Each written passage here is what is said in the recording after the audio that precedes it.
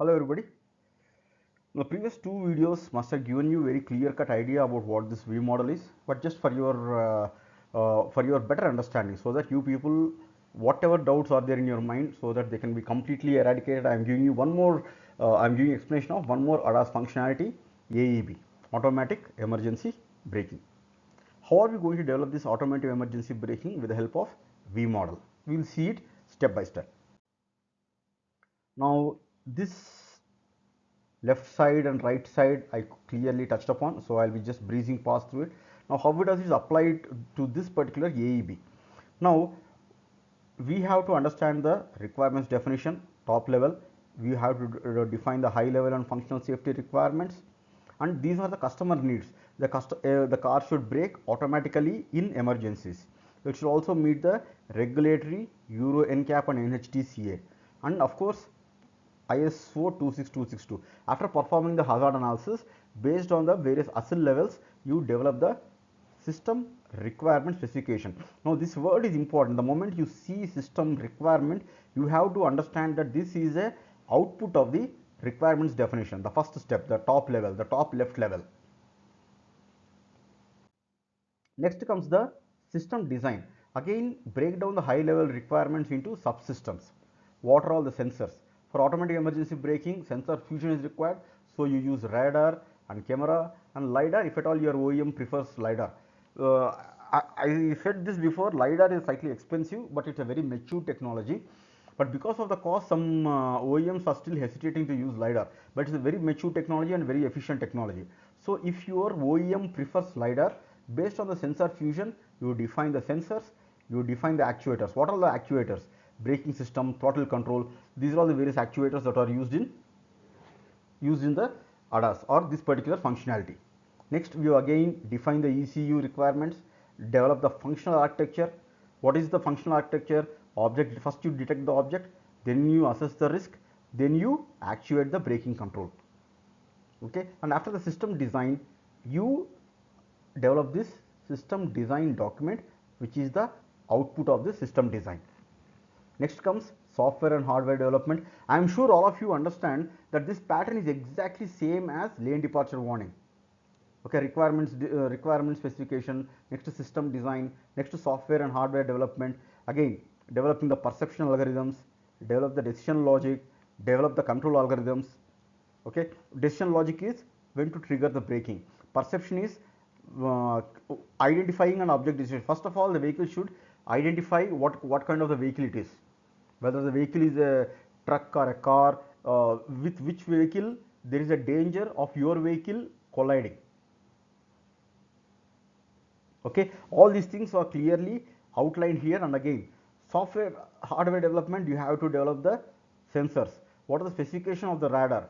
For example, what is the frequency, what is the wavelength of the radar, what is the frequency of the radar, what is the velocity accuracy, what is the range accuracy, and what brand is with for your budget, whether it is from, again, various brands are there, Continental, Bosch, Aptiv, various kinds of brands are there. Which radar is most efficient for your particular car, to ensure that it does not spoil the aesthetics of the car.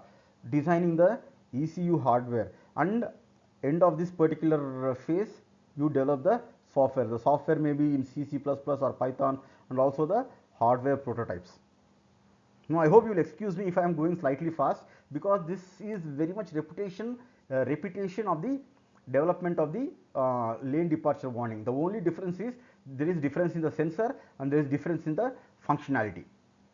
Okay, this step by step methodic procedure will remain the same for all your ADAS functionalities. All right, now let's see the next phase. Again, the unit testing, understanding the, once the software is developed, you test individual functions with the help of model in loop, with the help of software in loop. Okay, understanding the test sensor accuracy, understanding the delay, all these things are confirmed in the unit testing.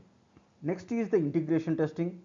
Once you combine the software and the hardware, you do with the help, you test the hardware in loop testing, and next the integration testing, and integration test logs and performance metrics. Okay, so all these things are step by step methodical preparation. Next comes the system validation, the top right of the V model. Now, for this again, functional testing is there. Does AEB break in time to avoid collision? This is NCAP test scenario. And again, in NCAP test scenario, it may be the various scenarios. Will the automatic emergency brake in time on a skiddy road or on a dry road or a snowy road or a wet road? All these NCAP test scenarios are tested. Next, the safety validation, ensure no false positives or negatives. I mean, the vehicle should not brake automatically even when there is no danger. That is a safety validation. That is one of the safety requirement. And next is the real world testing. Next comes the production and deployment. Release the ADAS function into the market, and if at all there are bugs, it can be updated with the help of over the air. And again, field monitoring. Please ensure that with the help of the real world data, how is this particular functionality functioning in the real world. Understanding it is very important, and then you ensure that the AEB system is production ready. Now till here, this phase 7, it is the prototyping. Now only after phase 7 you go into productionizing. Now again, let's briefly touch upon what are the various tools. Now this is actually reputation. Doors for requirements, MATLAB and Simulink for system design, CC plus Python, ROS and TensorFlow. Actually, CC plus Python are majorly used even today because they are very matured languages. And nowadays, one more language called Rust also is coming into picture, or UST. To be honest with you, I have never come across this, but I only know theoretically that this Rust language also is of late making foray into the market, so that it is used for this software development. Next comes the unit testing. And for the unit testing, tools like Google Test and Vectorcast are used. Hill testing, DSpace, ETAS, and for validation, Carla, Prescan, and ProCivic. Again, I said this in the previous thing. Even tools like CarSim and CarMaker are also used for validation. Now let's briefly touch upon the challenges in the ADAS development with the V model. First is the sensor fusion complexity. Now in the lane departure warning, there was only one major sensor, that is camera. But for automatic emergency braking, fusion is required where more than one sensor is required, that is radar and camera. For both radar and camera, this sensor fusion is required. Alright, so this poses a very intimidating challenge for the ADAS development. Next is real-time performance, meeting strict timing constraints. Next is safety compliance. Now this is a very critical functionality, because if this fails, a fatality of the driver may occur. So usually for this particular ASIL level,